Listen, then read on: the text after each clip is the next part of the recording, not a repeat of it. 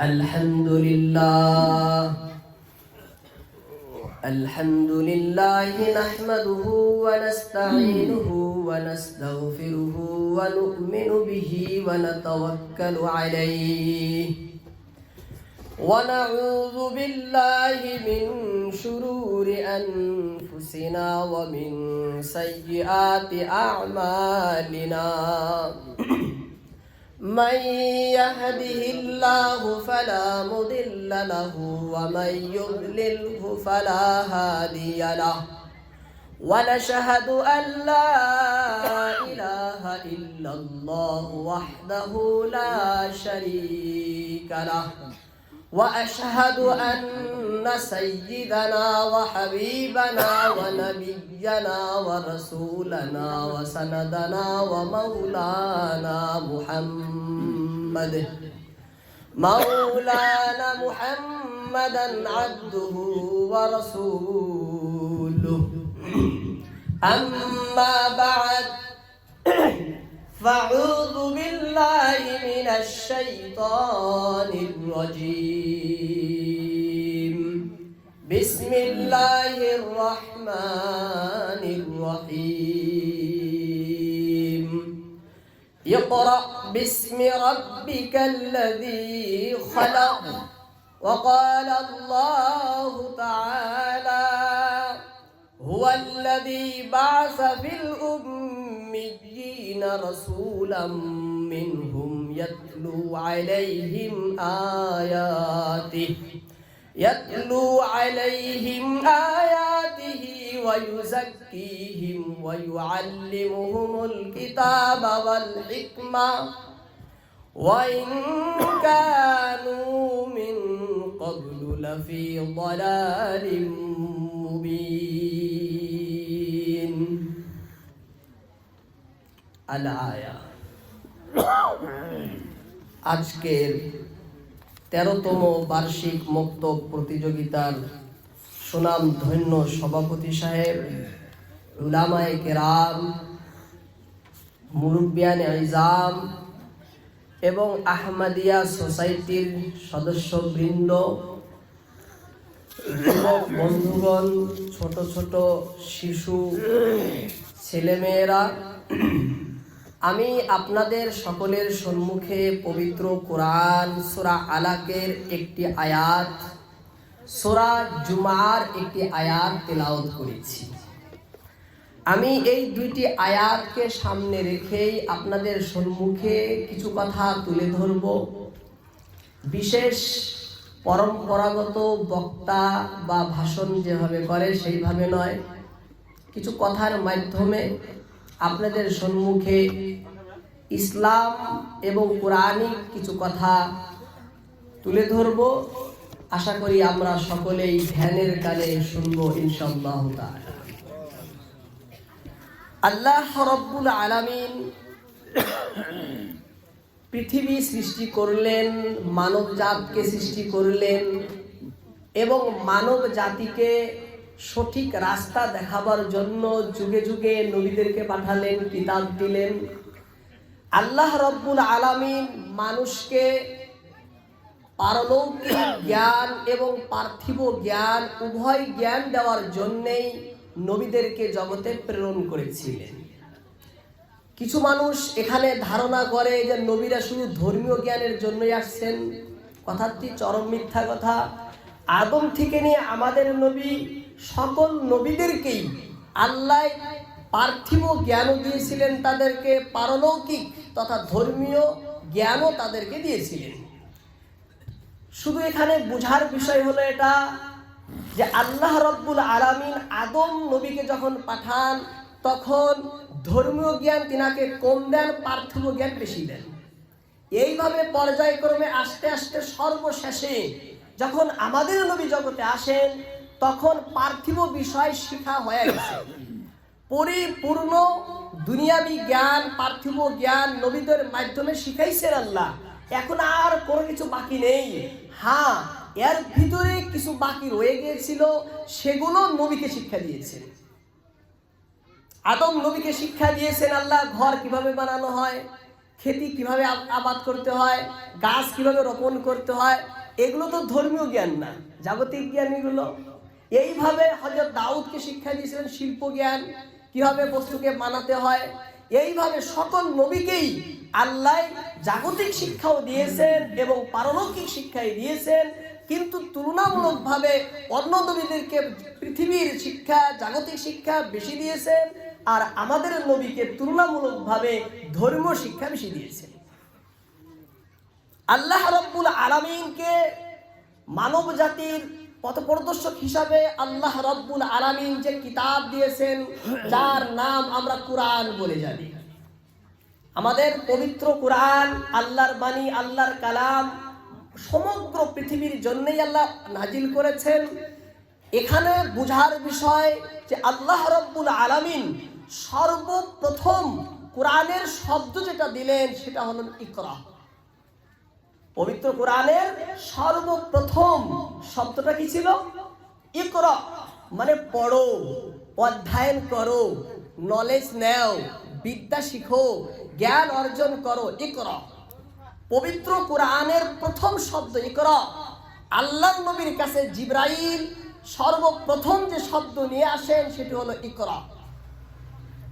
ইকরা মানে পড়ো, অধ্যয়ন করো। এর দ্বারাই ইসলামের ভিতরে শিক্ষার কত গুরুত্ব এটা সুস্পষ্ট হয়ে যায়।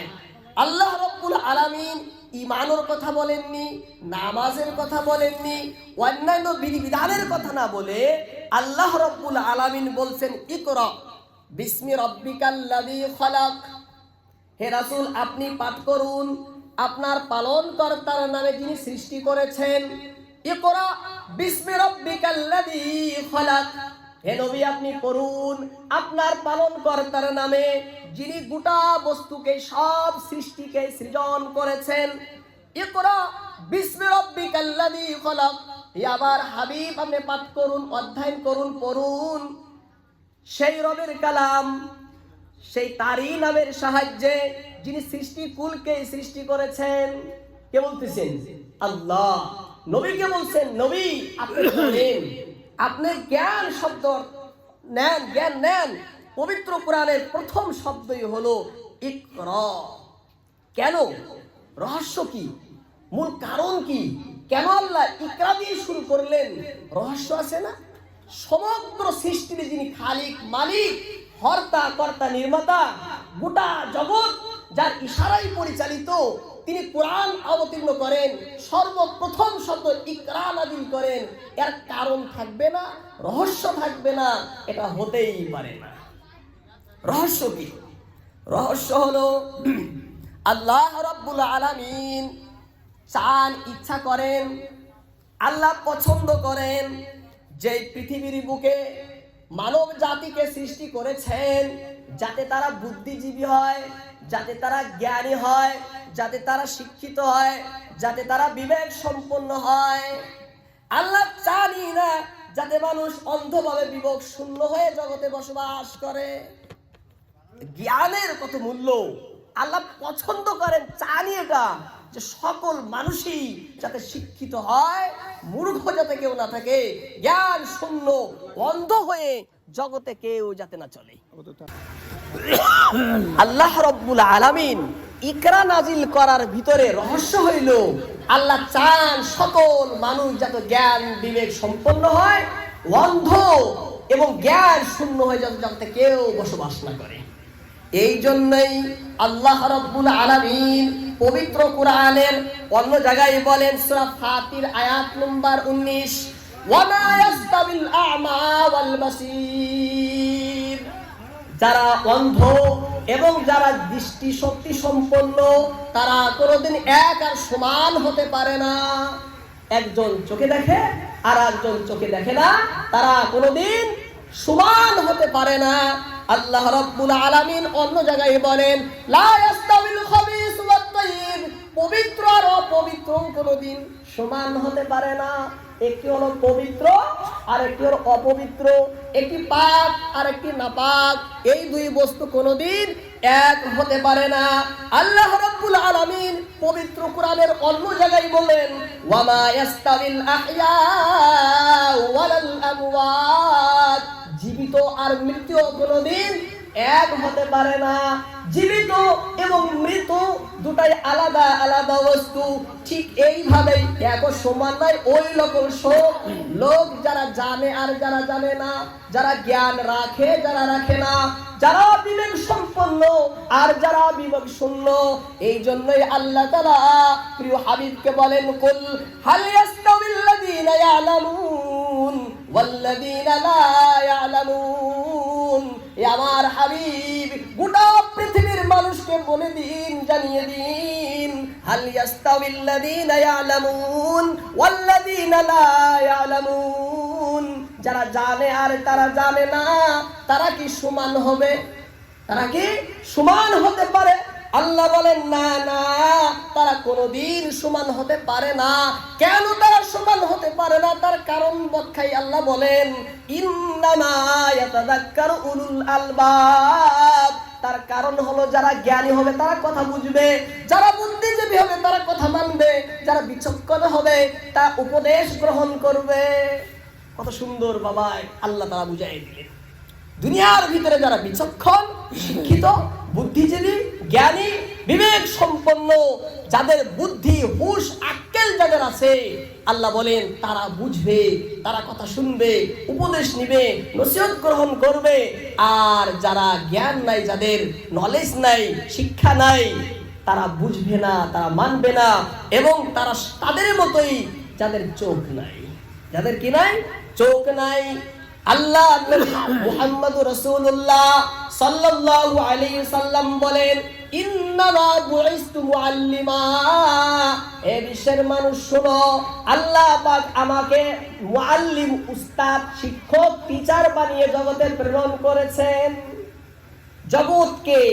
জগতের ভিতরে শিক্ষক এবং উস্তাদ হিসেবে কাকে বানাইছেন? আমাদের নবী হযরত মুহাম্মদ মুস্তাফা সাল্লাল্লাহু আলাইহি ওয়াসাল্লাম। আল্লাহর নবীরা সবাই শিক্ষক, সমস্ত নবীরাই শিক্ষক। আদম নবীও শিক্ষক ছিলেন, নূহ, হুদ, ইসমাইল, ইসহাক, হুদ, সালেহ, সকল নবীরাই শিক্ষক ছিলেন। সকল শিক্ষকের সেরা শিক্ষক ছিলেন আমাদের নবী সাইয়্যিদুল মুরসালিন, খাতামুন নবিয়্যিন, নবিয়্যুল আম্বিয়া, নবিয়্যুন নাস, নবিয়্যুল কায়নাত, হযরত মুহাম্মদ মুস্তাফা সাল্লাল্লাহু আলাইহি ওয়াসাল্লাম। নবীজি বলেন, আমি জগতের মধ্যে শিক্ষক হয়ে জগতে এসেছি, কিন্তু আল্লাহর নবীর শিক্ষক জগতের কেউ না। আল্লাহর নবীর শিক্ষক জগতের কেউ ছিল না। আল্লাহর নবীর শিক্ষক ছিলেন স্বয়ং আল্লাহ। কারা ছিলেন? স্বয়ং আল্লাহ নবীকে শিক্ষা দিয়েছেন। আল্লাহ হলেন শিক্ষক, আল্লাহর ছাত্র হলো নবী। জগতের কোন মানুষের, কোন ব্যক্তির ছাত্র নবী ছিলেন না। এই জন্যই নবীকে বলা হয় উম্মি। এই জন্যই নবীকে বলা হয় উম্মি। উম্মি মানে নিরক্ষর না, উম্মি মানে মূর্খ না, উম্মি মানে অশিক্ষিত না। কথা বুঝছেন? অনেকে ভুল অর্থ করে। উম্মি মানে জগতের কোন মানুষের কাছে আল্লাহ রাসূল শিখে নাই, তিনি শিখছেন কার কাছে? আল্লাহর কাছে। এই জন্যই নবীকে বলা হয়, আল্লাহকে বলা হয় আর নবীর শিক্ষক, আর নবী হলেন সারা জগতের শিক্ষক। এবার প্রশ্ন, হে আল্লাহ, আপনি তো নবীকে শিক্ষক বানাইছেন জগতের ভিতরে, আল্লাহ আপনি নবীকে কি শিক্ষা দিয়েছেন? আল্লাহ বলেন, জাগতিক শিক্ষাও দিয়েছি, ধর্মীয় শিক্ষাও দিয়েছি। ধর্মীয় শিক্ষাও দিয়েছি, জাগতিক শিক্ষা, এই দুনিয়াবী শিক্ষা যাদেরকে আমরা বলি জেনারেল নলেজ, এগুলোও শিক্ষাও নবীকে দেওয়া হয়েছে। এবং আখিরাতের শিক্ষা, পারলৌকিক শিক্ষা, ধর্মীয় শাস্ত্রের এই জ্ঞানও নবীকে আল্লাহ দিয়েছে। এর প্রমাণ আল্লাহ রাব্বুল আলামিন পবিত্র কুরআন সূরা আর রহমানের ভিতরে বলেন, আর রহমান আল্লামাল কুরআন খলাকাল ইনসান আল্লামাহুল বায়ান। আর রহমান পরম দয়ালু আল্লাহ, আল্লামাল কুরআন, যিনি শিক্ষা দিয়েছেন কুরআন, খলাকাল ইনসান, তিনি সৃষ্টি করেছেন মানুষ, আল্লামাহুল বায়ান, এবং শিক্ষা দিয়েছেন ভাষা, কথা বলা, মনের ভাব প্রকাশ করা, মনের ভিতরে দুঃখ দরদ, মনের ভিতরে চাওয়া পাওয়া সুখ, যেসব বস্তু লুকায়িত থাকে, মনের ভাব, মনের কথা, মনের চাওয়া পাওয়া, এই সকল বস্তুকে শিক্ষা দিয়েছেন কে? আল্লাহ। একে বলে ভাষা জ্ঞান। কি বলে? ভাষা জ্ঞান। ভাষা জ্ঞান জাগতিক বস্তু না? জাগতিক বস্তু। আল্লাহ রাব্বুল আলামিন পবিত্র কোরআনে বলেন, যেই নবী যেই জগতে থাকে, আমি সেই নবীকে সেই ভাষাই আমি কিতাবগুলো দেই। যে নবী যে গোষ্ঠীতে, যে জাতিতে, যে সম্প্রদায়ে নবী আসেন, তাদের ভাষাতেই আল্লাহ নবী পাঠান। এবং এই ভাষা জ্ঞান কে শিক্ষা দিয়েছেন? নবীকে আল্লাহ শিক্ষা দিয়েছেন। এবার নবীও মানুষকে ভাষা শিক্ষা দেন। এবার আল্লাহ তাআলা নবীকেও যেমন ভাষা শিক্ষা দিয়েছেন, নবীও মানুষদেরকে ভাষা জ্ঞান শিক্ষা দেন। তাহলে ভাষা জ্ঞান শিক্ষা করা ইসলামের বাইরে কোনো বস্তু না, এটা ইসলামের অন্তর্ভুক্ত একটাই বস্তু। অনেকে মনে করে যে ইসলামের বাইরে বস্তু নাকি, না না, ভাষা জ্ঞানের সম্পর্কে অনেক আয়াত কোরআনের ভিতরে রয়েছে, এর দ্বারাই প্রমাণ করে ভাষা জ্ঞানও ইসলামের একটি জ্ঞান। ভাষা জ্ঞানও ইসলামের একটি জ্ঞান, কিন্তু উদ্দেশ্য হতে হবে সৎ, উদ্দেশ্য হতে হবে নেক, উদ্দেশ্যের প্রতি লক্ষ্য করে তার ফলাফলটা বের হবে। আল্লাহ রাব্বুল আলামিন নবীদেরকে আরো কি শিক্ষা দিয়েছেন? নবীদেরকে শিক্ষা দিয়েছেন গণিত জ্ঞান, ধারণা, গণনা জ্ঞানও নবীদেরকে শিক্ষা দিয়েছেন। ম্যাথস, এই যে জগতে গণিত বিদ্যা, নবীকেও, সকল নবীকেও শিক্ষা দিয়েছেন।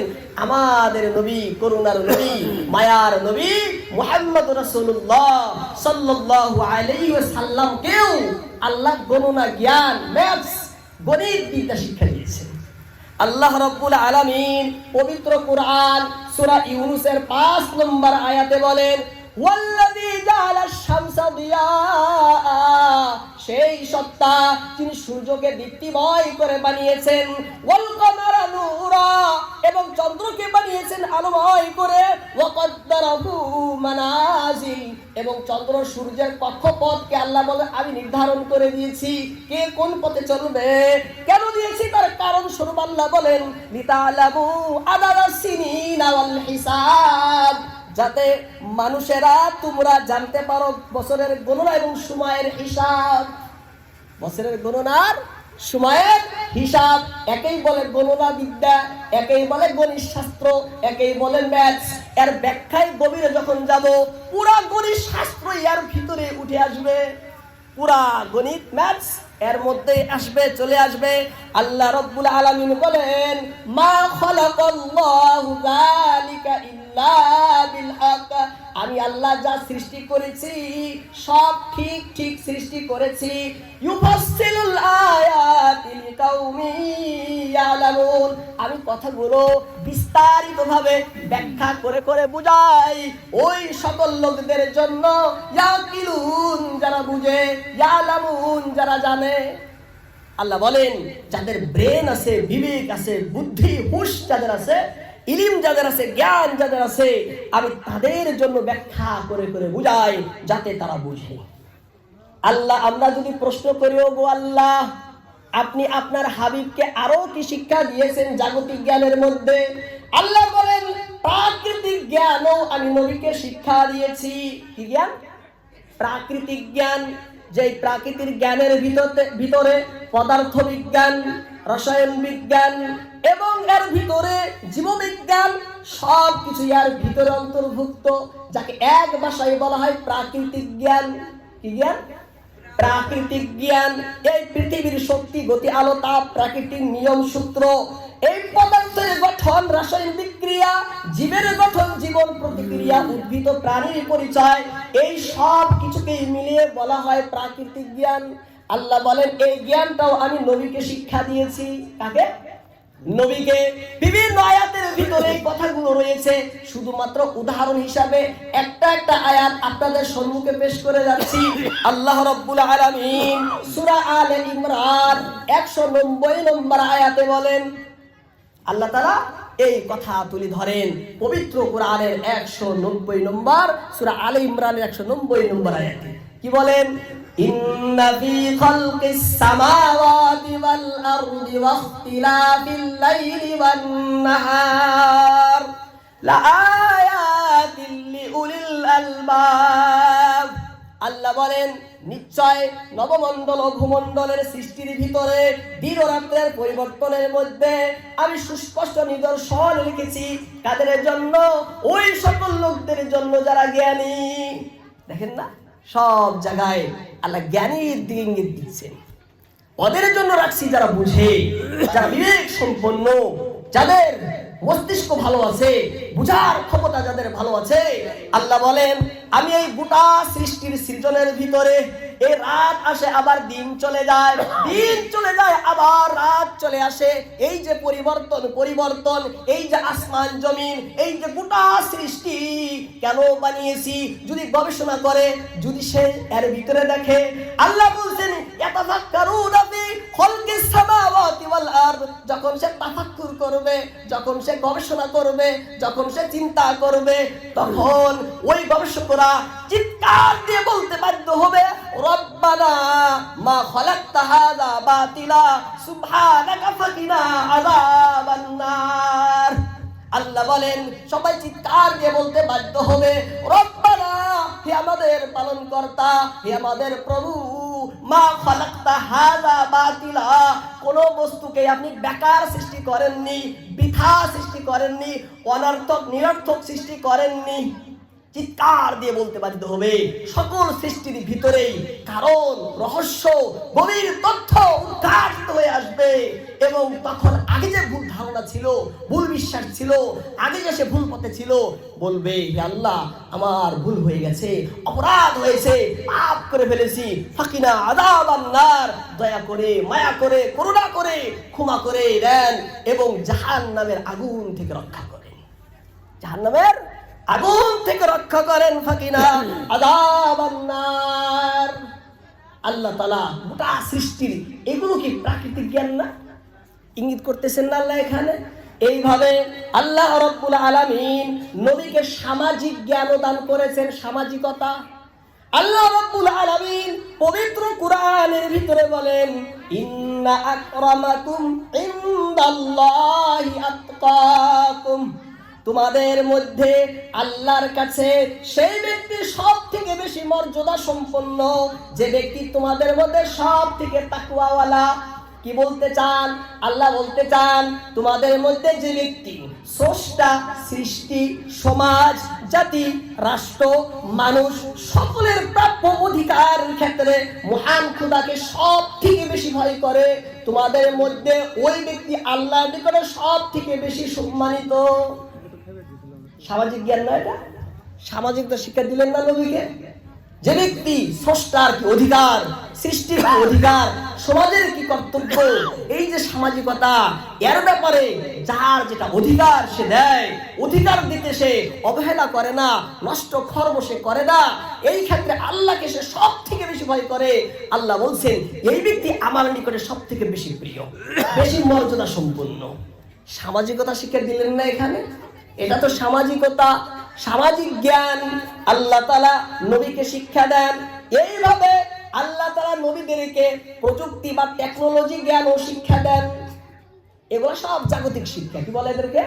জাগতিক শিক্ষা, জগতের শিক্ষা, দুনিয়ার শিক্ষা যেটা বলেন।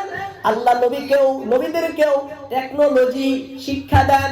যেই নবী যেই সময় এসেছেন সেই সময় সেই টেকনোলজি সম্পর্কে সেই নবীর থেকে বেশি আর জাননেওয়ালা জগতে কেউ ছিল না। যখন যেই সময় জেনে আসছেন সেই সময় ওই সময় যেটা টেকনোলজি প্রযুক্তি ছিল সেই সম্পর্কে সেই নবী সবথেকে বেশি জানতো, সবথেকে বেশি জানতো। এই বর্তমান যুগের টেকনোলজি যদি আমরা কোরআন হাদিস গবেষণা করি, দেখবেন সুস্পষ্টভাবে হাজারো হাজার সূত্র, মূল রহস্য এবং উপায় উপকরণ ইসলামের ভিতরে পেয়ে যাবেন। এটাই তো প্রমাণ করে যে আল্লাহ তাআলা নবীদেরকে দুনিয়াবী শিক্ষা এবং আখিরাতের শিক্ষা উভয় শিক্ষায় শিক্ষিত করে জগতে পাঠান। আল্লাহ রাব্বুল আলামিন টেকনোলজি শিক্ষা দিয়েছিলেন সমস্ত নবীদেরকে। পবিত্র কোরআনের ভিতরে আল্লাহ বলেন, ওয়া আল্লামনাহু সানআতা লাবুসিল লাকুম লিতুহসিনাকুম মিন বা'সিকুম ফাহাল আনতুম শাকিরুন। আল্লাহ বলেন, আমি দাউদকে, কাকে? দাউদ আলাইহিস সালামকে শিক্ষা দিয়েছিলাম লৌহ বর্ম বানানো, লোহার হাতিয়ার আঘাত করে যাতে আটকাতে পারে। লৌহ বর্ম বানানোর টেকনিক পদ্ধতি আমি দাউদ নবীকে শিক্ষা দিয়েছিলাম। কেন? আল্লাহ বলেন, লিতুহসিনাকুম মিন বা'সিকুম, যাতে তার যুদ্ধে তোমাদেরকে রক্ষা করতে পারে। ফাহাল আনতুম শাকিরুন, তারপরেও কি তোমরা শুকরিয়া আদায় করবে না? তারপরে কি তোমরা কৃতজ্ঞতা স্বীকার করবে না? তোমরা কি কৃতজ্ঞ হবে না? মহান আল্লাহ কত সুন্দরভাবে বোঝাচ্ছেন। টেকনোলজি শিক্ষাও আল্লাহ তাআলা দিয়েছেন। এইভাবে যদি আমরা দেখতে যাই, সমগ্র জাগতিক শিক্ষা পবিত্র কোরআনে বিস্তারিত ভাবে না, তার মূল সূত্র হিসাবে পেশ করেছেন। কারণ কোরআন তো বিস্তারিত লেখার কোন কিতাব না, এখানে সূত্র হিসাবে সকল পৃথিবীর যে জ্ঞানী আপনি বলেন, সকল জ্ঞানের কোন একটা শব্দে, কোন একটা আয়াতে পুরা জ্ঞানকেই আল্লাহ তুলে ধরেছেন। আর সেই জ্ঞান নবীকে পরিপূর্ণভাবে শিক্ষা দিয়েছেন। আল্লাহ তাআলা সাহিত্য বা শারীরিক শিক্ষাও নবীকে দান করেছেন। এক কথায় আল্লাহ তাআলা নবীকে জানাইয়া দিয়েছেন, ওয়ালা তুলকু বিআইদিকুম ইলা তাহলুকা। হে নবী, গোটা পৃথিবীর মানুষকে আপনি বলে দিন, ওয়ালা তুলকু, তোমরা ঠেলে দিও না, নিক্ষেপ করো না, বিআইদিকুম, নিজেকে নিজেদেরকে, ইলা তাহলুকা, ধ্বংসের দিকে, ক্ষতির দিকে, হানির দিকে। হে বিশ্বের লোকেরা, তোমরা নিজেকেই নিজেই ধ্বংসের দিকে ঠেলে দিও না। কে বলছেন? আল্লাহ বলছেন, তোমরা নিজেকে ধ্বংসের দিকে ঠেলে দিও না। মানুষ নিজেকে ধ্বংসের দিকে ঠেলে দেয় নিজেই। সময় মতো ঘুম পারে না, ঠিক খাবার খায় না, যেগুলাকে আল্লাহ খাবার হিসাবে নির্ধারিত করেছেন সেগুলো খায় না। তাহলে নিজেকেই নিজেই ক্ষতির দিকে ঠেলে দিল না? আল্লাহ রাব্বুল আলামিন পবিত্র কোরআনের ভিতরে বলেন, লা যারারা ওয়ালা জিরার। নবী বলেন, নিজেরও কোনো ক্ষতি করবা না, অন্যেরও ক্ষতি করবা না। লা যারারা ওয়ালা জিরার, নিজেরও ক্ষতি করবা না, অন্যেরও ক্ষতি তোমরা করবা না। ওয়ালা তাকতুলু আনফুসাকুম, তোমরা নিজেকেই নিজে কতল করো না। আল্লাহ বলতেছেন, তোমরা নিজেকেই নিজে কতল করে দিও না। ওয়ামান আহইয়াহা ফাকান্নামা আহইয়ান নাস জামিআ, যে ব্যক্তি কোন মানুষকে জীবিত রাখলো, বাঁচালো, সে তো গোটা জাতিকেই বাঁচালো। কে বলছেন? আল্লাহ তাআলা একজন মানুষকে রক্ষা করা, জীবিত রাখা, তাকে কতল না করা, হত্যা না করা, রক্ষা করা, ত্রাণ দেওয়া, মুক্তি দেওয়া, জান দেওয়া। আল্লাহ বলছেন গোটা জাতিকেই জান দেওয়ার নামান্তর। সে যেন গোটা জাতিকেই জান দান করলো, গোটা জাতিকেই জীবিত রাখলো। এগুলো আল্লাহ বলছেন, নিজেরও ক্ষতি করো না, অন্যেরও ক্ষতি করো না। এমন কাজ, এমন কথা, এমন কিছুই করবা না যার দ্বারা নিজেরও ক্ষতি হয়, অন্যেরও ক্ষতি হয়। আল্লাহ রাসূল সাল্লাল্লাহু আলাইহি সাল্লাম বলেন পবিত্র কোরআনের ভিতরে, হে বিশ্বের লোকেরা, ইয়া আইয়ুহান নাস, ইয়া আইয়ুহাল্লাযীনা আমানু বলতেছে না, বলছে ইয়া আইয়ুহান নাস, হে বিশ্বের লোকেরা, কুলু, তোমরা খাও, মিম্মা ফিল আরদি, এই জমিনের ভিতরে যা আছে সব খাও। শর্ত একটাই, হালালান তাইয়্যিবা, সেটা হালাল হতে হবে, পাক হতে হবে। আল্লাহ বলছেন, হে বিশ্বের লোকেরা, জগতে যা আছে সব খাও, শর্ত একটাই রাখবা, সেটা হালাল হতে হবে, বৈধ হতে হবে এবং পবিত্র হতে হবে। সেটা যাতে বৈধ হয়। অবৈধ খাইলেন নিজেরও ক্ষতি, অন্যেরও ক্ষতি হয়। আপনি চুরি করে খাইলেন, অন্যের ক্ষতি হলো না? আপনি খারাপ বস্তু খাইলেন, নিজের ক্ষতি হবে। আল্লাহ বলছেন হালালান তাইয়্যিবা, যেটা হালাল হবে সেটা খাবে, যেটা তাইয়্যিব হবে সেটা খাবে। আর যা আছে সব খাও, যা আছে সব খাও, কুলু তোমরা খাও, ওয়াশরাবু তোমরা পান করো, ওয়ালা তুসরিফু কিন্তু তোমরা সীমা লঙ্ঘন করবে না। প্রশ্ন এখানে, আল্লাহ বলছেন হালাল বস্তু যা আছে সব খাও, যত পারি তত খাবো? বলছেন না না, ওয়ালা তুসরিফু নিয়মিত খাও, পরিমিত খাও, নিয়মিত খাও, পরিমিত খাও। আমি পুরা বয়ানের ভিতরে সব আয়াত বলছি, শুধু একটা হাদিস বলছি, লা জরারা ওয়ালা জিরা, সব আয়াত কোরআনের। আল্লাহ বলতেছেন এখানে যে তোমরা খাও, প্রশ্ন সব খাবো, সব পান করব, কিন্তু কত খাবো? আল্লাহ বলছে ওয়ালা তুসরিফু নিয়মিত খাও, পরিমিত খাও, অতিরিক্ত খাবা না এবং নিয়ম ছাড়া খাবা না, নিয়ম ছাড়াও খাবা না। কেন? ইন্নাহু লা ইউহিব্বুল মুসরিফিন, তার কারণ হলো যারা সীমা লঙ্ঘন করে, নিয়মিত এই পালন যারা করে না, আল্লাহ তাদেরকে ভালোবাসেন না, পছন্দও করেন না। নিয়মিত খাও, পরিমিত খাও, যা আছে সব খাও, কিন্তু শর্ত এখানে হালাল খাও এবং তৈয়ব পবিত্রতা খাও, এবং পবিত্র হালালের ভিতরেও সীমা রাখা। ওয়ালা তুসরিফু অতিরিক্ত খাওয়া না, নিয়মিত খাবা এবং সীমার ভিতরে খাবা। আমরা এইগুলা ফলো না করার কারণে আমরা নিজেকেও ধ্বংসের দিকে দেই এবং অন্যকেও ধ্বংসের দিকে ডাকি। আল্লাহ বলেন, এই বিশ্বের লোকেরা জানো তোমরা আমি তোমাদের উপরে কোন বস্তুকে খাওয়াকে হারাম করেছি? আল্লাহ বলেন ওয়া ইউহাররিমু আলাইহিমুল খাবাইস, যেগুলো অপবিত্র, যেগুলো ক্ষতিকারক, হানিকারক, যেগুলো খাবিস বস্তু, সেইগুলাই তোমাদের জন্য হারাম করেছি। চিন্তা করছেন? আল্লাহ আমাদের সুস্পষ্ট ভাবে বলছেন, দেখো আমি জগতে সৃষ্টি করেছি যেগুলো তোমাদের জন্য ক্ষতিকারক, হানিকারক, খাবিস, অপবিত্র, ঘৃণিত, যেগুলো খাওয়ার বস্তু না। মানুষ মহা সম্মানিত ব্যক্তি, মহা সৃষ্টি, উঁচা জীব, এই জীবকে সেই বস্তু খাওয়া মানায় না, ওই সকল বস্তুকেই আমি হারাম করেছি। খাবিস যেগুলা খাবাই, যারা গন্দেগি, অপবিত্র, নাপাক বস্তুকে আমি হারাম করেছি। হালাল, পবিত্র, স্পষ্ট, ভালো, শরীরের জন্য উপকারী, ব্রেনের জন্য উপকারী, সেই সকল বস্তুকেই আমি তোমাদের জন্য হালাল করেছি এবং বৈধ করেছি। আল্লাহ মহাজ্ঞানী এবং মানুষের উপরে খুব দয়াবান, মেহেরবান। অন্য জায়গায় বলেন, এত সুন্দর করে বুঝানোর পরেও, আকল দেওয়ার পরেও, বুদ্ধি দেওয়ার পরেও, ইন্না শাররাদ দাওয়াবি ইনদাল্লাহি সুম্মুল বুকমুল্লাযী লা ইয়াকিলুন। আল্লাহ বলেন মানব নামের এই যে প্রাণী জগতে আছে, এদের ভিতরে ওই মানুষ সব থেকে নিকৃষ্ট, বধির এবং বধির যারা চোখে দেখে না এবং যারা কানে শুনে না, ওই সকল লোকদের মতো ওই ব্যক্তি যাদের ব্রেন আছে, বুদ্ধি আছে, তারপরও তা প্রয়োগ করে না, তারপরে তা প্রয়োগ করে না। লা ইয়াকিলুন, আকল যারা প্রয়োগ করে না, যারা বুঝতে যারা চায় না, বুঝার যারা চেষ্টা করে না, যারা বুদ্ধি ব্যবহার করে না, তারা সেই সকল বধির ও বুবাদের মতো। আর এরা হলো জগতের সব থেকে নিকৃষ্ট ব্যক্তি। আল্লাহ নিজে বলতেছে। আল্লাহ তাআলা অন্য জায়গায় বলেন, ইয়াজআলুর রিজসা আলাল্লাযীনা লা ইয়াকিলুন, যারা আকল প্রয়োগ করে না, আমি তাদের উপরে অপবিত্র বস্তু চাপিয়ে দেই। তখন তারা গান্দা গান্দা চিন্তা করে, তখন মস্তিষ্ক, ব্রেন তাদের বিকৃতি হয়ে যায়, তখন সে নিজেকে ভাবে মহাজ্ঞানী, বাস্তবে আল্লাহর কাছে তার থেকে মূর্খ, বুর্বকার জগতে কেউ নেই। আল্লাহ তার ব্রেনের ভিতরে, আল্লাহ বলছে আমি গান্দিগি, অপবিত্র, নাপাক বস্তু চাপিয়ে দেই। যখন গান্দিগি ব্রেনের ভিতরে আসবে, তখন তার থেকে ভালো পানি বাড়াবে। বর্তনে যদি নাপাক বস্তু থাকে, আপনি ঢাললে পাক বস্তু বাড়াবে? পারবে না।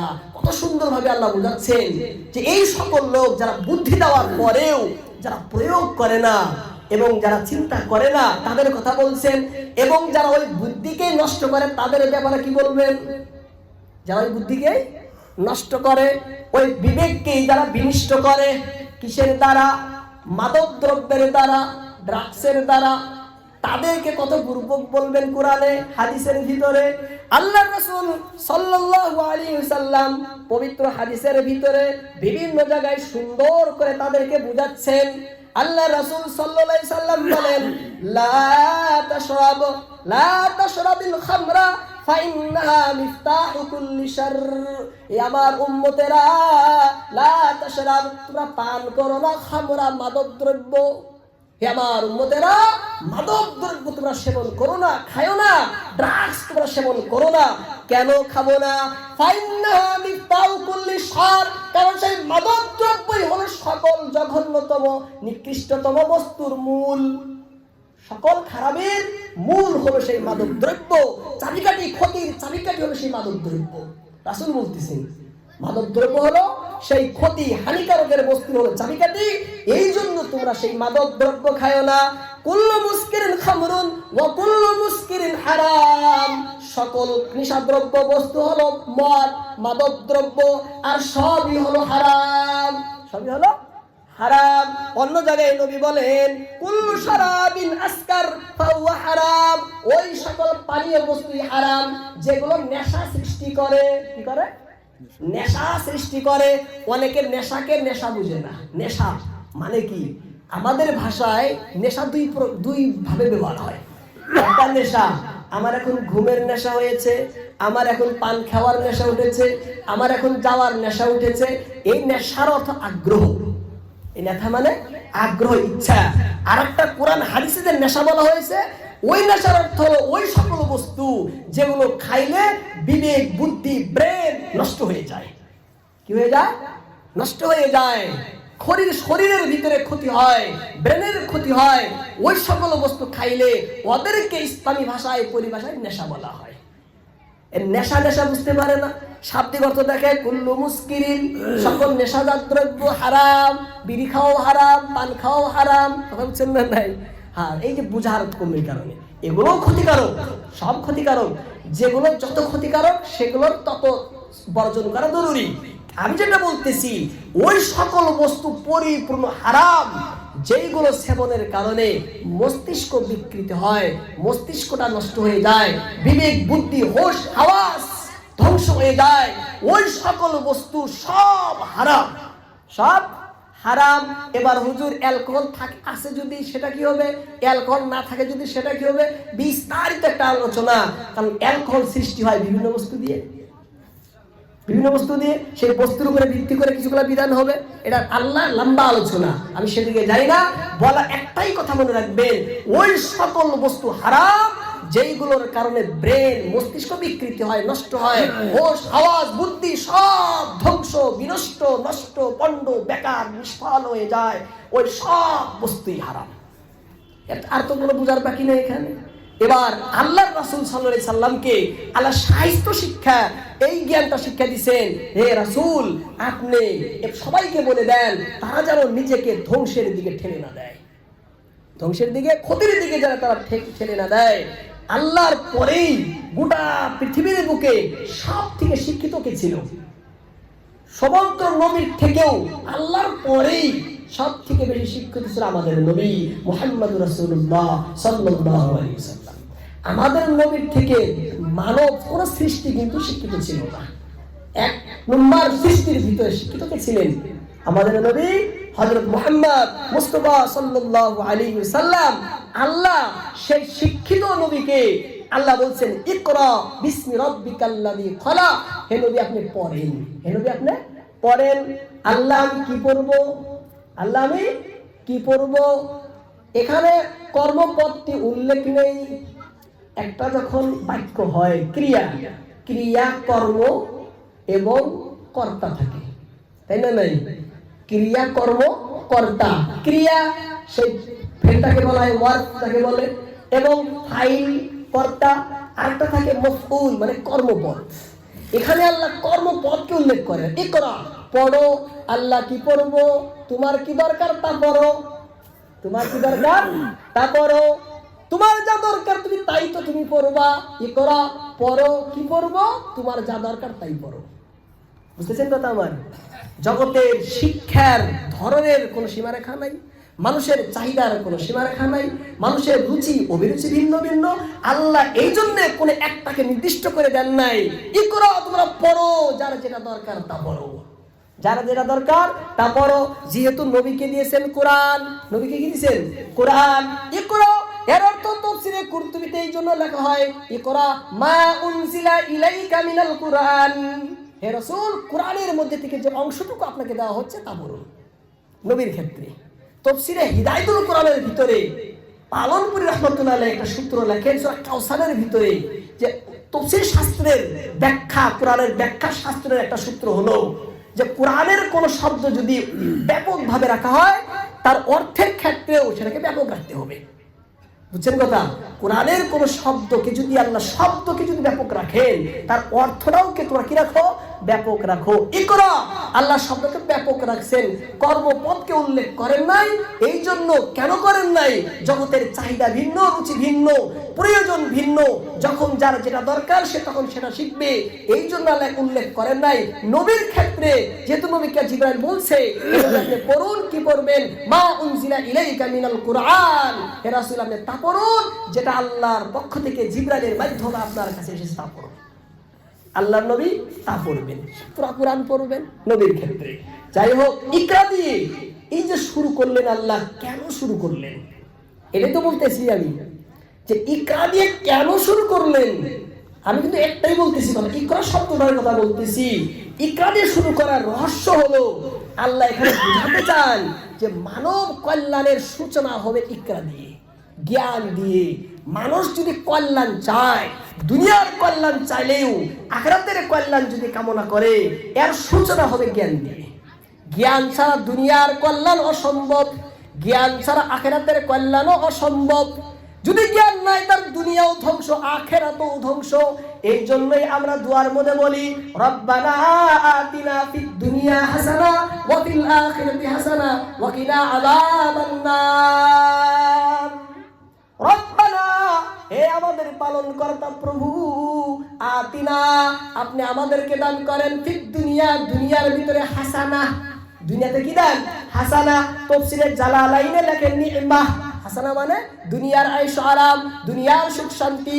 দুনিয়ার সুখ শান্তি শিক্ষা ছাড়া সম্ভব না, সম্ভব না। ওয়া ফিল আখিরাতি হাসানা, হে আল্লাহ আমরা আপনার কাছে চাই আখিরাতের সুখ, আখিরাতের হাসানা কল্যাণ, আখিরাতের কল্যাণ নামাজ, আখিরাতের কল্যাণ রোজা, আখিরাতের কল্যাণ এই ধর্মীয় সব কিছুই আখিরাতের কল্যাণ না, এগুলো আখিরাতের জন্য। আল্লাহ বলছেন যে তোমরা দুয়ার মধ্যে বলো, এটা আমরা দুয়ার মধ্যে বলি না, আমরা দুয়ার মধ্যে চাই। আল্লাহ চাওয়া শিখাইছেন, হে বিশ্বের লোকেরা তোমরা দুনিয়ার জীবন সুন্দর কামনা করো এবং আখিরাতের জীবনও সুন্দর কামনা করো। তোমাদের দুনিয়ার জীবন যাতে ভালো হয়, আখিরাতের জীবনও ভালো হয়। আখিরাতের জীবন ভালো হবে জ্ঞান দিয়ে, আখিরাতের জীবন দুনিয়ার জীবন ভালো হবে জ্ঞান দিয়েই। কিভাবে? আমি নামাজ পড়বো 2 রাকাত, আখিরাতের জ্ঞান। নামাজের ফরজ কয়টি জানি না, নামাজের আরকান কয়টি জানি না, নামাজের শারাইত কয়টি জানি না, নামাজের সুনান কয়টি জানি না, নামাজের মুফতিলাত কি জানি না, নামাজের মুফসিদাত কি জানি না, নামাজের মাকরুহ কি জানি না। তুমি কিছুই জানো না, তোমার নামাজ তাহলে কি হবে? তোমার নামাজ যখন হবে না, তাহলে আখিরাতের জীবন তোমার ধ্বংস, বেকার। দুনিয়ার কথা আমরা সকলেই বুঝি, দুনিয়ার বস্তু এই জাগতিক শিক্ষা। এই জন্যই জগৎ তো আল্লাহ দিয়েছেন, শরীরও আমার, শরীরকে লালন পালন করতে হবে, সঠিক রাখতে হবে, এর জ্ঞান জাগতিক শিক্ষায়। আমি যে সমাজে বসবাস করি সেই সমাজে ভাবে সুস্থভাবে থাকতে হবে, এর জ্ঞান জাগতিক শিক্ষায় আছে না, ইসলামের শিক্ষায়, জাগতিক শিক্ষায় তার মধ্যে। এই জন্য আল্লাহ বলছেন ইকরা, এই জন্যই সর্বপ্রথম দিলেন যাতে মানুষ বুঝে যে দুনিয়ার ভিতরে ইনকিলাব এবং কল্যাণ যদি কামনা করো, 1 নম্বরে শিক্ষা লাগবে, 1 নম্বরে শিক্ষা লাগবে। আল্লাহ ইকরা বিসমি রাব্বিকাল্লাযী খলাক, ইকরা দিয়ে কেন শুরু করলেন বলে যান। আল্লাহ বলেন শুনো, ইকরা দিয়ে কেন শুরু করেছি। ইকরা দিয়ে শুরু করার আরেকটি রহস্য হলো, ইকরা মানে জ্ঞান অন্বেষণ করা, জ্ঞান তালাশ করা, বুদ্ধিজীবী হওয়া, জ্ঞানী হওয়া, শিক্ষিত হওয়া। যখন শিক্ষিত হবে তখন মূর্খতার আধার মুছে যাবে, অন্ধকার সাফ হয়ে যাবে, হবে না? নবীকে যেই যুগে বসবাস করাইছেন, যেই যুগে জগতে পাঠাইছেন, সেই যুগ ছিল জাহিলিয়াতের যুগ, ছিল না? বর্বরতা, মারামারি, হানাহানি, চুরি, লুটতারাজ, ডাকাতি, কত ধরনের শত প্রকারের খারাপি ছিল সেই আরবে, নানান প্রকারের অসুবিধা। এই সকল বস্তুর দূর করার একটাই হাতিয়ার, সেটা ছিল জ্ঞান, সেটা ছিল জ্ঞান, জ্ঞান ছাড়া সম্ভব না। এই জন্যই রাসূলকে বলছেন ইকরা, হে নবী আপনাকে শুরু করেন জ্ঞান দিয়ে। এই সব বস্তুর মোকাবেলা, এর বিরুদ্ধে আপনি অবস্থান তখনই গ্রহণ করতে পারবেন যখন আপনার জ্ঞান হবে। জ্ঞান না হলে এর মোকাবেলা সম্ভব না। আল্লাহ গো, আপনি বলে যান আপনি ইকরা দিয়ে কেন শুরু করলেন কোরআন? আল্লাহ বলে শোনো, আমি ইকরা দিয়ে কেন শুরু করেছি। ইকরা দিয়ে শুরু করার মহারহস্য বড় একটি কারণ হলো আল্লাহ নির্ধারণ করতে চান এই উম্মতকে, উম্মতে মুহাম্মাদীকে নির্বাচিত করতে চান, নির্ধারিত করতে চান শিক্ষিত উম্মত হিসাবে। কি হিসাবে? শিক্ষিত উম্মত হিসাবে। আমি আমার প্রিয় হাবিব মুহাম্মদ রাসূলুল্লাহকে জগতের সবার শেষে পাঠালাম। তার সাথে কাল কিয়ামত পর্যন্ত হাজারো লাখো করোড়ো উম্মত থাকবে। আল্লাহ চান যাতে সকল উম্মতরাই শিক্ষিত হয়। এই জন্যই আল্লাহ ইকরা দিয়ে শুরু করলেন উম্মতকে নির্ধারণ করার জন্য। বুঝতেছেন কথা আমার সকলে? আল্লাহ তাআলা এই উম্মতকে সকল উম্মতের ভিতরে সব থেকে শিক্ষিত বানাতে চান। যাতে আল্লাহ চান যাতে এই উম্মত জ্ঞান নির্ভর হয়, আল্লাহ চান যাতে এই উম্মত চিন্তাশীল হয়, আল্লাহ চান যাতে এই উম্মত অনুসন্ধানী হয়, আল্লাহ চান যাতে এই উম্মত মহাসচেতন সম্পন্ন একজন উম্মত হয়ে গড়ে ওঠে। এই জন্যই আল্লাহ রাব্বুল আলামিন সর্বপ্রথম কোরআনের ভিতরে ইকরা আনছেন। আল্লাহ চান যাতে আমরা বোধ, বুঝ, বিবেক, বিবেচনা, জ্ঞান, প্রজ্ঞার সাথে জীবন যাপন করি এবং আমাদের নবী মহাজ্ঞানী। তাহলে জ্ঞানী যারা উম্মত তাদের তো জ্ঞানী হতে হবে। শিক্ষক হিসাবে ছাত্র হয় না যে শিক্ষক জ্ঞানী, তার ছাত্রও তো তেমন জ্ঞানী হতে হবে। আল্লাহ নির্ধারণ করতে চান যে নবীকে আমি পাঠাইলাম গোটা জগতের সমগ্র সৃষ্টির ভিতরে জ্ঞানী করে। আল্লাহ চান তার উম্মত যেন সে জ্ঞানী হয়। এই জন্যই ইকরা দিয়ে শুরু করলেন যাতে মানুষ এটা বুঝে, আর মানুষকে বোঝাবার জন্যই আল্লাহ এটা করছেন। এবং সাহাবারা ছিলেন, সকল সাহাবাই কিন্তু শিক্ষিত ছিল। সকল সাহাবা শিক্ষিত ছিল, কোন সাহাবাই শিক্ষিতের বিপরীত ছিল না। সব বুদ্ধি সম্পন্ন, বিবেক সম্পন্ন।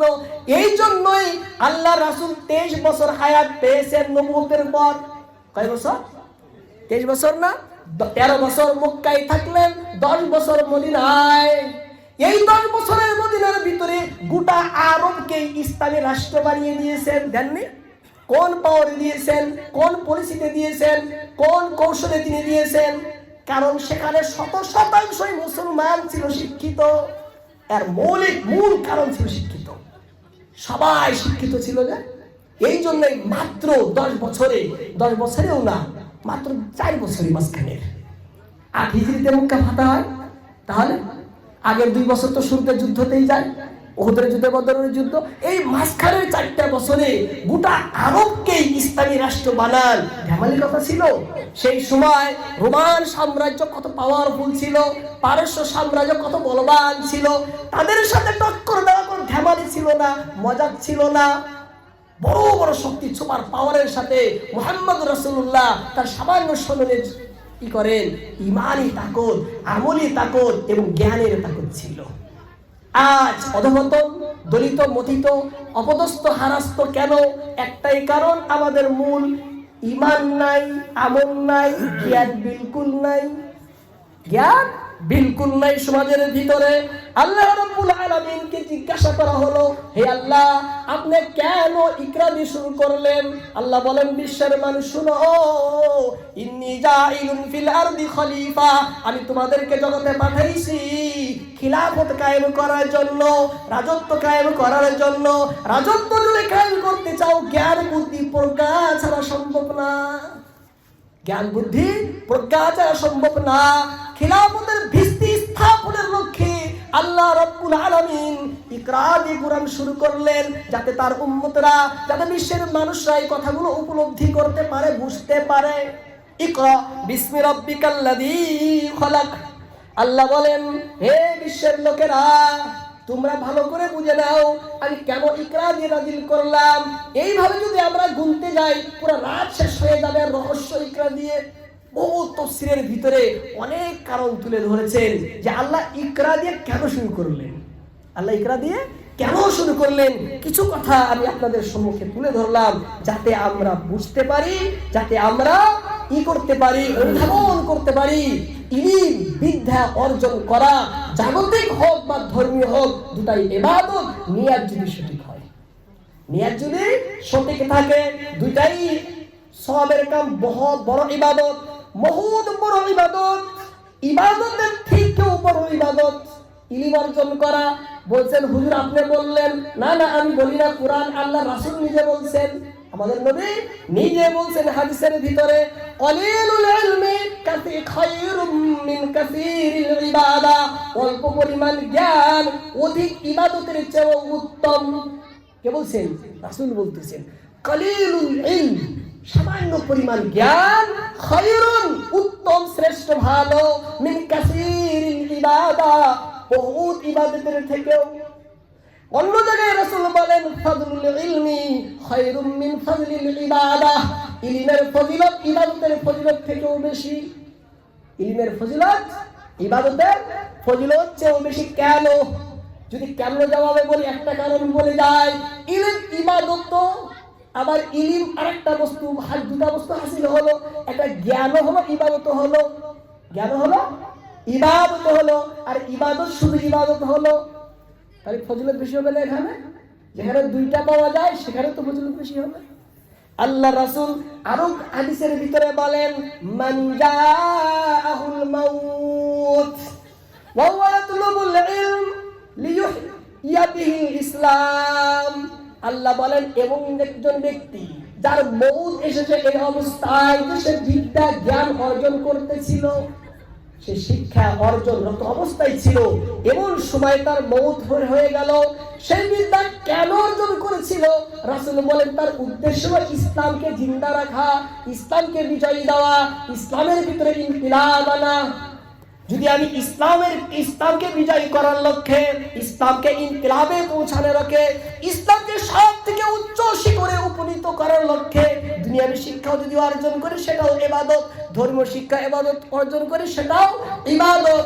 এটা আল্লাহর রাসূল নিজে বলতেছেন, আমি বলতেছি, আমার কথা কিন্তু একটাও বলতেছি না, আপনারা তো দেখতেছেন। আমি নিজের তরফ থেকে একটাও বলছি না, হয় কোরআনের আয়াত বলতেছি নতুবা হাদিস বলতেছি। রাসূল বলছেন যে যেই ব্যক্তি এমন করে তার ফজিলত কি?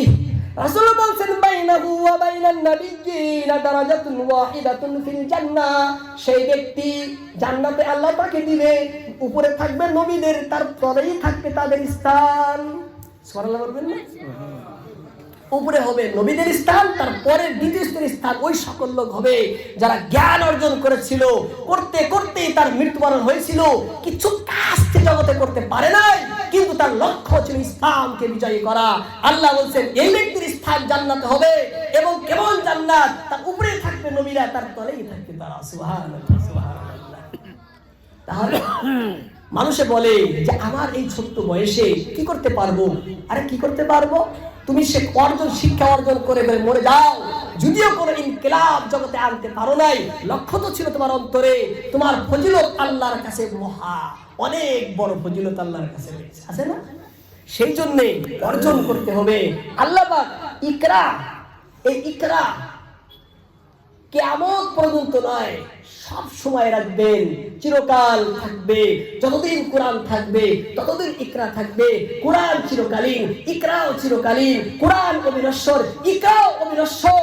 কোরআন ধ্বংস হবে না, ইকরাও ধ্বংস হবে না। কেন? ইকরা তো কোরআনেরই একটা অংশ, কোরআনের অংশ, আল্লাহর কালাম। আল্লাহর যেমন অবিনশ্বর, ধ্বংস হয় না, আল্লাহর কালামও অবিনশ্বর, ধ্বংস হয় না। আল্লাহর কালাম কাদিম, আল্লাহ যেমন কাদিম। কাদিম মানে অবিনশ্বর, ধ্বংস হয় না, নষ্ট হয় না, ক্ষতি হয়ে যায় না, হালাক বরবাদ যেটা হয় না। অবিনশ্বর, আল্লাহ অবিনশ্বর, ইকরাও অবিনশ্বর, কাল কিয়ামত পর্যন্ত থাকবে। এখানে একটি মজার কথা শুনেন। ইকরা, আল্লাহ বলছে তোমরা পড়ো, বিসমি রাব্বিকাল্লাযী খলাক, সেই রবের নাম নিয়ে পড়ো যে রব তোমাকে বানাইছেন, সৃষ্টি করেছেন। বলছেন এখানে কেন? বলছেন এখানে বিরব্বিকাল্লাযী খলাক, তোমরা পড়ো সেই রবের নাম নিয়ে যিনি তোমাদেরকে সৃষ্টি করেছেন। রবের নাম নিয়ে পড়ার কথা কেন বললেন?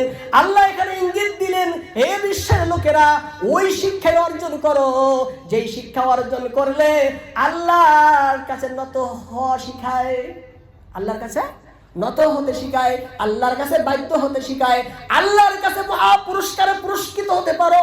অহংকারী শিক্ষা, দম্ভ শিক্ষা এবং জগতের উদ্ভাটন শিক্ষা, জালিমগানা শিক্ষা, দাদাগিরি শিক্ষা, ওই ধরনের জ্ঞান যাতে তোমরা না নাও, ওই জ্ঞান নাও যেই জ্ঞানের ন্যায় আছে, ওই জ্ঞান নাও যেই জ্ঞানের ভিতরে বিচার আছে, ওই জ্ঞান নাও যেই জ্ঞানের ভিতরে নিজেরও কল্যাণ আছে, অপরেরও কল্যাণ আছে, ওই জ্ঞান অর্জন করো যেই জ্ঞান দ্বারা আল্লাহ তোমার উপরে খুশি হবে, রাসূলও খুশি হবে।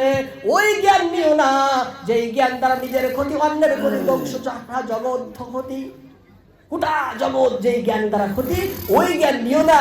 ইঙ্গিত দিলেন বিসমি রাব্বিকাল্লাযী খলাক, ওই রবের নাম নিয়ে পড়ো যে রব তোমাকে সৃষ্টি করেছেন। অহংকারী বিদ্যা শিখো না, জালিমানা বিদ্যা তোমরা শিখো না। কত সুন্দর বুঝাইছেন না আল্লাহ এখানে, বিসমি রাব্বিকাল্লাযী খলাক। আল্লাহ রাব্বুল আলামিন এখানে বড় একটা অলৌকিকতা শিক্ষা, এখানে রহস্য, আরো একটা গভীর রহস্য আছে। কি জানেন? আল্লাহ রাব্বুল আলামিন কুরআনকে শিক্ষা দিতেছেন সেই নবীর দ্বারা যে নবীকে বলা হয় উম্মি। উম্মি বলা হয় না? উম্মি, উম্মি কাকে বলে? আমি আগেই বলছি, জাগতিক শিক্ষা যে নেয় না।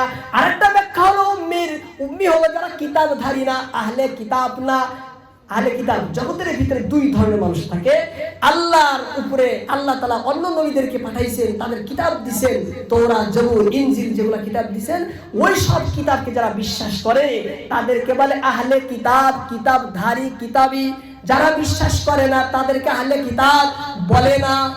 আল্লাহ রাব্বুল আলামিন এখানে উম্মি দ্বারা আরেকটা ব্যাখ্যা তাফসীরে কুরতুবীর ভিতরে লেখা হয়, তাফসীরে ইবনে কাসিরের ভিতরেও রয়েছে যে উম্মি বলা হয় ওদেরকে যারা কিতাবী না। যারা কিতাবী না, সে শিক্ষিত হলেও লেখাপড়া জানলেও তাকে কি বলা হবে? উম্মি বলা হবে। আল্লামা কুরতুবী রাহমাতুল্লাহ আলাইহি তিনি অর্থটাকে প্রাধান্য দিয়েছেন যে নবী লেখাপড়া দুটাই জানতো। নবীকে উম্মি বলা হয় এই কারণে যে তিনি কিতাবী ছিলেন না। কি ছিলেন না? কিতাবী। কুরাইশ বংশে, হাশিমি বংশে ছিলেন, তিনি কিতাবী ছিলেন না, এই জন্য নবীকে উম্মি বলা হয়। এর দলিল কোরআনে আছে, যেটা আপনাদের সম্মুখে দেওয়ার কোনো দরকার নাই। কোরআনের ভিতরে আল্লাহ তাআলা উম্মিয়িনদেরকে আলাদা করছেন এবং আহলে কিতাবদেরকে একসাথে বলছেন। আগে আহলে কিতাব বলছেন, তারপরে উম্মিন বলছেন। বলা দরকার ছিল কিতাব ছাড়া। তাহলে এখানে আহলে কিতাব আর উম্মিন মানে আহলে কিতাব না। বুঝছেন কথাটা? যাই হোক, আহলে কিতাব, আল্লাহ রাসূল উম্মি ছিলেন। আর উম্মি হয়ে এত তথ্যপূর্ণ কথা, এত ভাষার ভিতরে সাহিত্যিক, ভাষার ভিতরে অলংকার শাস্ত্র, এত সাবলীল, এত সুমধুর কথা, এত সেই কথাগুলো তুলেছেন যেটা মানুষের পক্ষে সম্ভব না। সম্ভব? আল্লাহ তাআলা উম্মিনদের মধ্যে পাঠাইছেন। আল্লাহ তাআলা নবীকে সব থেকে জ্ঞানী, সব থেকে বুদ্ধিজীবী করে জগতে প্রেরণ করেছেন রহমত হিসাবে। কি হিসাবে? রহমত হিসাবে। এই জন্যই তো নবীকে বলা হয় রহমত। এই জন্য নবীকে কি বলা হয়? রহমত। নবী যদি না থাকতেন এইগুলো বুঝতে আমরা কিছুই পাইতাম না। আল্লাহ তাআলা পবিত্র কোরআনেও এই কথা বলছেন। আল্লাহ বলছেন হুয়াল্লাযী বা'সা বিল উম্মিয়্যিনা রাসূলাম মিনহুম ইয়াতলু আলাইহিম আয়াতিহি ওয়া ইউযাক্কিহিম ওয়া ইউআল্লিমুহুমুল কিতাবা ওয়াল হিকমা ওয়া ইন কানু মিন ক্বাবলু লাফি যালালিম মুবিন। এই বিশ্বের লোকেরা, নবী যদি না থাকতো, নবীর আগে এইগুলা তোমরা জানতা না। নবীর আগে এইগুলা তোমরা জানতা না, এই জন্য নবীকে রহমত বলা হয়েছে। আল্লাহ বলছেন ওয়া মা আরসালনাকা ইল্লা রাহমাতাল লিল আলামিন। এই বিশ্বের মানুষ শোনো, আমি মুহাম্মদ হাবিব আমার রাসূলকে গোটা সৃষ্টির জন্য, আলামিনের জন্য রহমত করে প্রেরণ করেছি। বললেন শুধু মুসলমানের জন্য, শুধু ঈমানদারের জন্য? আল্লাহ বলছেন না না, আলমের জন্য, গোটা সৃষ্টি জগতের জন্য, উদ্ভিদ জগতের জন্য, প্রাণী জগতের জন্য, সকল সৃষ্টির জন্যই আমি তাকে আলামিন রহমত করে বানাইছি।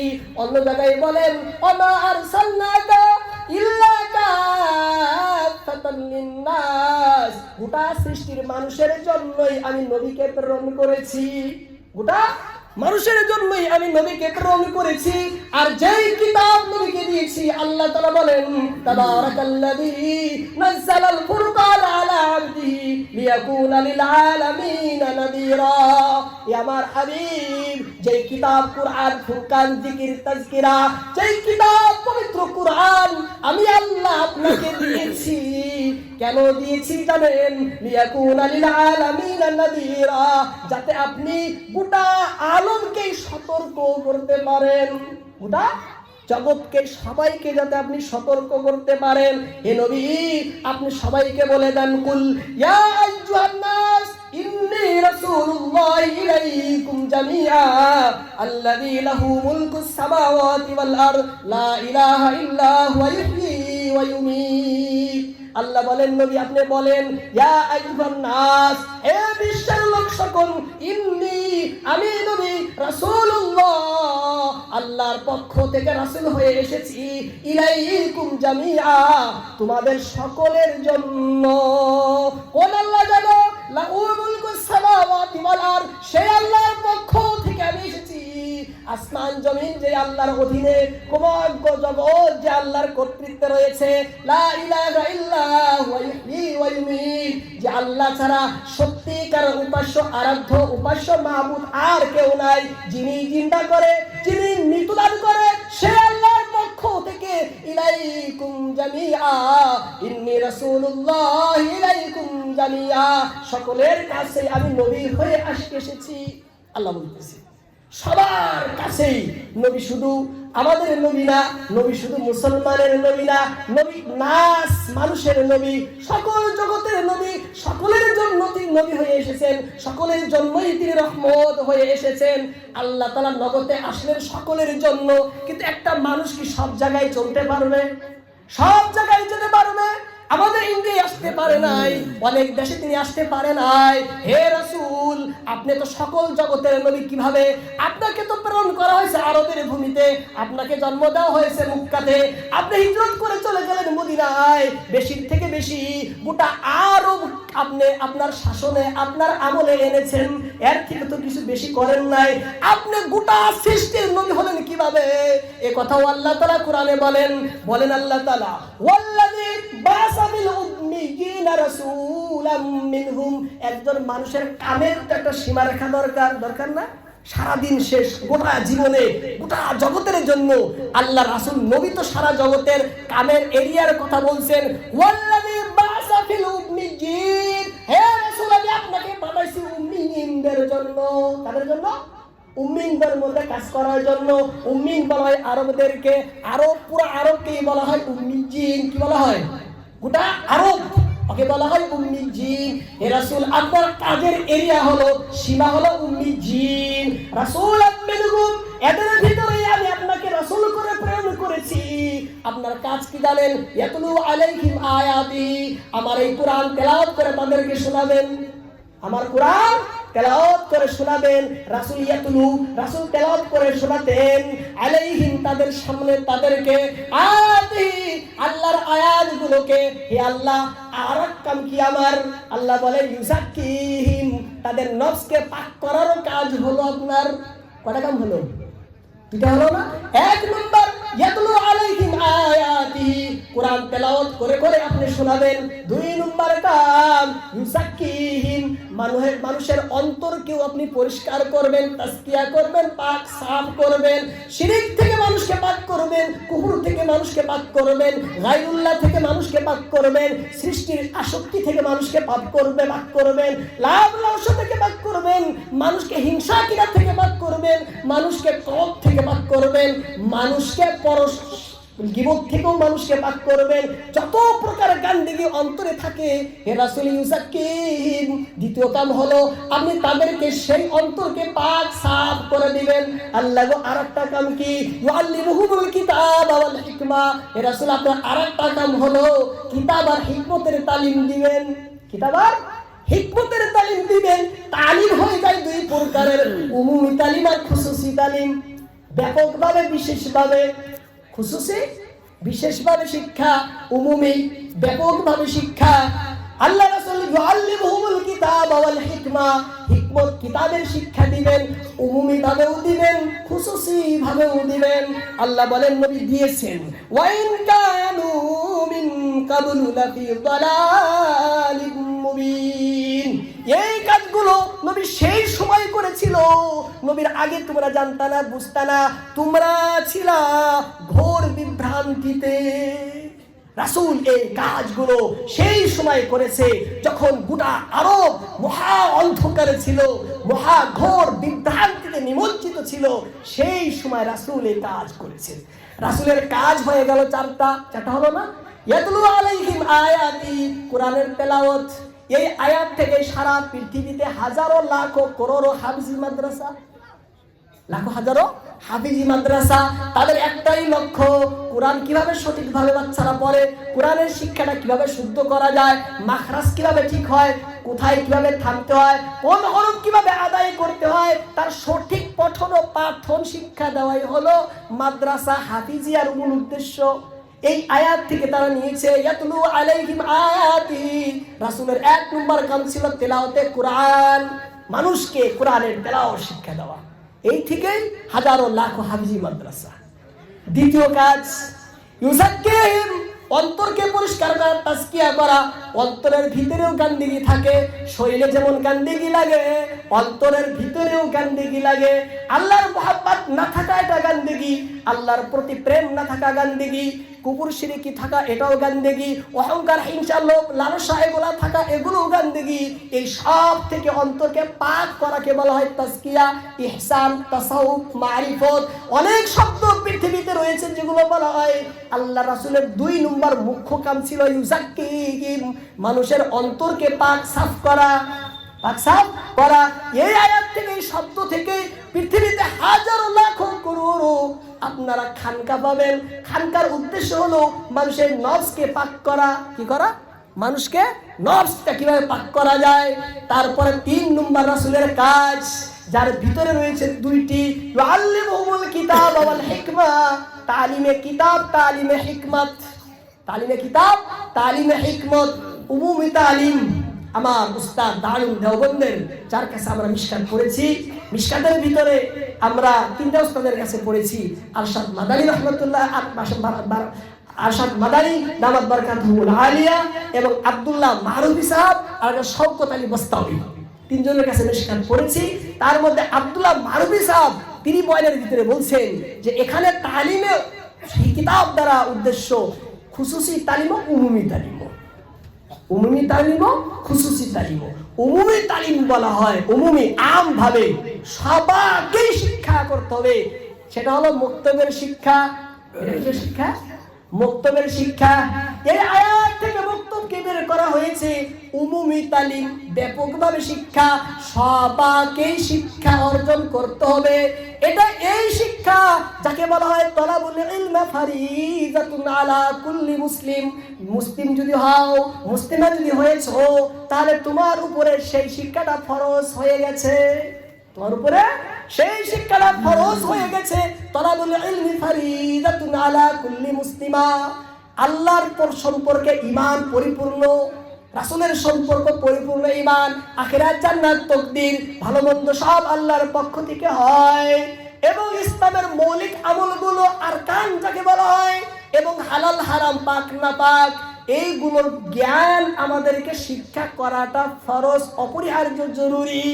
আর এক ভাষায় যদি বলি, আখিরাতে যে সব কাজের আল্লাহ হিসাব নেবেন, ওই সকল কাজ কর্ম জ্ঞান অর্জন করা হলো ইলমে ফরজ। বুঝতেছেন কথা আমার? আখিরাতে আল্লাহ যেগুলো কাজের হিসাব নেবেন, আল্লাহ কান করে খারাবেন, দাঁড় করাবেন, ওই সকল বিদ্যা জ্ঞান অর্জন করাটা হলো সকলের উপরে ফরজ। নামাজ পড়া যেমন ফরজ, রোজা রাখা যেমন ফরজ, এইভাবে সেই জ্ঞানটা অর্জন করাও ফরজ।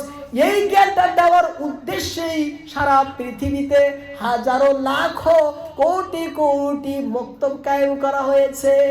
মক্তবের উদ্দেশ্য হলো সেই উদ্দেশ্য যাতে ছেলেদেরকে কোরআনের পাঠনটা ভালো করে দেওয়া যায় এবং ইসলামের মৌলিক শিক্ষাটা যাতে সেখানে দেওয়া হয়। যদি আমাদের সমাজের মৌলিক শিক্ষা, মক্তবের শিক্ষা শিক্ষা যদি ভালো হয়, সেই ছেলেটা মায়ের কথাও শুনবে, বাবার কথাও শুনবে। সেই ছেলেটা ড্রাগস, কোনো মাদকদ্রব্য সেবন করবেই না। সেই ছেলেটা কোনোদিন নাস্তিক হয়ে যাবে না। আজ গোটা বিশ্বে বেশি আমাদের মুসলমান ছেলেমেয়েরা নাস্তিক হয়ে যাচ্ছে। আল্লাহর প্রতি বিশ্বাস নাই, আখিরাতের কোনো বিশ্বাস নাই। আমাদেরকে এই স্কুলের ছেলেমেয়েরা এই ধরনের প্রশ্ন করে, ভাবতেই আমরা অবাক হয়ে যাই যে মুসলমানের ছেলেমেয়ের মুখে এগুলো প্রশ্ন, মুসলমানের ছেলেমেয়ের মুখে এইগুলো প্রশ্ন মানায় না। কারণ এইগুলো প্রশ্নই বোঝা যায় তার ভিত্তি বিলকুলই নাই, মুক্তবের শিক্ষা বিলকুলই নাই। হ্যাঁ, বলে বহুত প্রশ্ন আছে, সেগুলো বললে সময় শেষ হয়ে যাবে। আমি বলছি মুক্তবের ছেলে মেয়েদেরকে নাস্তিকতা থেকে বাঁচাবার জন্য এবং মৌলিক শিক্ষা দেওয়ার জন্য সব থেকে জরুরি মক্তবকে সুন্দর করা। আপনারা মক্তবটা হলো আমাদের প্রাণ, মুসলমানের জান, মুসলমানের প্রাণ জান। মাদ্রাসা হোক চায় না হোক, খানকা হোক চায় না হোক, মক্তব যদি না থাকে তাহলে মুসলমানের অস্তিত্বই থাকবে না, মুসলমানের অস্তিত্বই থাকবে না। হুজুর কিন্তু খুব সুন্দর কথা বলছেন। হ্যাঁ, এক সময় আসবে যে জগতে লাইট নিয়ে তালাশ করে করো পাবে না, বলছেন না হুজুরে? যদি এই মক্তব শিক্ষাটা যদি আমরা না রাখি, আমাদের না থাকে, তাহলে আলিম তো দূরের কথা, হুজুরের পরে একটা লাইন আমি বেশি করে দিচ্ছি, আলিম তো দূরের কথা, মুসলমানই পাওয়া যাবে না। পাওয়া যাবে? মুসলমানই পাওয়া যাবে না। সেই জন্য দয়া করে হাতে পায়ে ধরে আপনাদেরকে বলছি, হুজুর যেহেতু সময় শেষ করছেন, মক্তবের শিক্ষাটা আমরা খুব মজবুত ভাবে দেই। কারণ ইয়াল্লিমুল কিতাব ওয়াল হিকমা, উমুমি শিক্ষা, সবাইকেই শিক্ষা অর্জন করতে হবে। তাহলে জরুরি না, তাহলে ফরজ শিক্ষা কিন্তু এটা। তারপরে আসে খুসুসি শিক্ষা। একটা সমাজের ভিতরে সে বেসিক শিক্ষাটা ইসলামের সবারই আছে। হঠাৎ কোন একটা ঘটনা ঘটে গেল, হঠাৎ একটা মাসলার সম্মুখীন হয়ে গেল, এর জানার জন্য একজন বিশেষজ্ঞ লাগে। কি লাগে? বিশেষজ্ঞ লাগে, যাদেরকে আমরা আলিম আর মুফতি বলি। কি বলি? আলিম আর মুফতি। পুরো একটা সমাজে থেকে একজন দুইজন আলিম মুফতি থাকাটা ফরজে কিফায়া। ফরজে কিফায়া। উমুমি তালিমটা ফরজে আইন আর খুসুসি তালিমটা ফরজে কিফায়া। দুটাই ফরজ। এটা আইন জরুরি সবার জন্য, আর কিফায়া এক দুইজন যদি নিয়ে যায় তাহলে পুরা গ্রামটাই বেঁচে যাবে, পাপ হবে না, গুনাহ হবে না। তাহলে ফরজে কিফায়া আলিম মুফতি, কিন্তু ফরজে আইন হলো মক্তবের শিক্ষাটা। সেই জন্য আমরা এই উমুমি তালিমও দেই, খুসুসি তালিমও দেই। এটা আমাদের নবী মুহাম্মদ রাসূলুল্লাহ সাল্লাল্লাহু আলাইহি সাল্লামের মৌলিক শিক্ষা ছিল। 1 নম্বর তিলাওয়াতে কোরআন, 2 নম্বর তাজকিয়ায়ে নফস, 4 নম্বর ইসলামের বেসিক শিক্ষা এবং বুনিয়াদী শিক্ষা, প্রাইমারি শিক্ষা, ফরজ শিক্ষা, যেগুলো শিক্ষা না নিলে আখিরাতে পাকড়াও হবে, ওই সকল শিক্ষা অর্জন করা। 2 নম্বর দেওয়া এবং নেওয়া। আর 4 নম্বর হলো এই সমাজের মধ্যে, একটা মহল্লার মধ্যে থেকে 1-2 জন আলিম আর মুফতি হওয়া, বানানো। এটা আমাদের কর্তব্য। আল্লাহ রাসূল বলছেন, খায়রুকুম মান তাআল্লামাল কুরআন ওয়া আল্লামা। খায়রুকুম মান তাআল্লামাল কুরআন ওয়া আল্লামা। তোমাদের ভিতরে ওই ব্যক্তি সবথেকে ভালো যে ব্যক্তি কোরআন শিখে আর অন্যকে শিখায়। কোরআন বলছে, এখানে পঠন পাঠনও রয়ে গেছে, কোরআনের ভিতরে এর তিলাওয়াত রয়েছে, এর ভিতরে তাজকিয়াও রয়ে গেছে, এর ভিতরে উমুমিয়া খুসুসি তালিমও রয়েছে। কারণ আল্লাহ বলছেন, খায়রুকুম মান তাআল্লামাল কুরআন ওয়া আল্লামা। কোরআনকে নির্দিষ্ট করে বলার কারণ হলো গোটা জগতের ভিতরে আমরা যে জ্ঞান নিব, জ্ঞানের উৎস যদি ভালো হয় জ্ঞান ভালো হবে, উৎস যদি খারাপ হয় জ্ঞানও খারাপ হবে। আমি এমন একটা কিতাব পড়লাম যে কিতাবটাই খারাপ, তার থেকে নলেজ যেটা আসবে সেটাও আসবে খারাপ। এই জন্য আল্লাহ কোরআনকে মেনশন করছেন, কারণ আল্লাহ রাসূল এই জন্য কোরআনকে মেনশন করছেন। এই কারণে যে গোটা বিশ্বের ভিতরে কোরআনই হলো এমন কিতাব যেটা নির্ভুল, নিখুঁত। ভুল তো থাকবে দূরের কথা, খুঁত তো থাকবে দূরের কথা। যালিকাল কিতাবু লা রাইবা ফীহি। আল্লাহ বলছেন এর ভিতরে সন্দেহেরও কোনো অবকাশ নাই। আল্লাহ রাসূল সঠিক উৎসকে নির্ণয় করার জন্য বলছেন, যে ব্যক্তি কোরআন শিখে এবং কোরআনকে শিক্ষা দেয়, এর ব্যাখ্যাও এর ভিতরে রয়েছে, পঠন পাঠন রয়েছে, যাবতীয় এর ভিতরে রয়েছে, যে নিজে শিখে অপরকে শিক্ষা দেয়। রাসূল নিজে বলছেন যে খায়রুকুম মান তাআল্লামাল কুরআন ওয়া আল্লামা, গোটা সৃষ্টির ভিতরে ওই ব্যক্তি সবথেকে ভালো আর শ্রেষ্ঠ। এর থেকে জ্ঞান সম্পর্কে আল্লাহ রাসূল কিভাবে বুঝাবেন আমাদেরকে? এর থেকে বেশি কিভাবে বুঝাবেন? আমি তো সময়ের কারণে অনেক আয়াত, অনেক হাদিস আমি ছেড়ে দিয়েছি, একটা শুধু বলছি। যদি বিস্তারিত বলে অন্তর ফেটে যাবে, চোখ দিয়ে অশ্রু ঝরবে যখন কোরআন, যখন হাদিস পড়বেন। হায় হায়, জ্ঞানের প্রতি আল্লাহ রাসূল এত গুরুত্ব দিয়েছেন। তারপরে সেই আল্লাহকে মাননেওয়ালা, সেই নবীর উম্মত দাবি করনেওয়ালা, কোরআন যাদেরকে দেওয়া হয়েছে, তারাই সেই জ্ঞান থেকে বঞ্চিত। এর থেকে হতভাগা, এর থেকে কুপাল পরা জগতে আমি মনে করি আর কেউ নাই। আল্লাহ পাক আমাদের সবাইকে বুঝার তৌফিক দান করুক এবং বেশি বেশি জ্ঞান অর্জনের তৌফিক দান করুক। আরেকটা আয়াত বলি, আল্লাহ রাসূলকে আল্লাহ গোটা জগতের ভিতরে সব থেকে জ্ঞানী মানার পরেও নবীকে বলছেন কুল, হে নবী বলেন রব্বি জিদনি ইলমা। আসনাদুল কোরআন আয়াত। আল্লাহকে বলছেন, আল্লাহ নবীকে বলছেন কুল, নবী বলেন রব্বি, হে আমার পালনকর্তা, হে আমার রব, জিদনি ইলমা, আমার ইলমকে বাড়াইয়া দেন, আমার জ্ঞানকে বাড়াইয়া দেন, আমার বুদ্ধিকে বাড়াইয়া দেন। আল্লাহ পাক আমাদের সবার জ্ঞান যেন বাড়াইয়া দেন।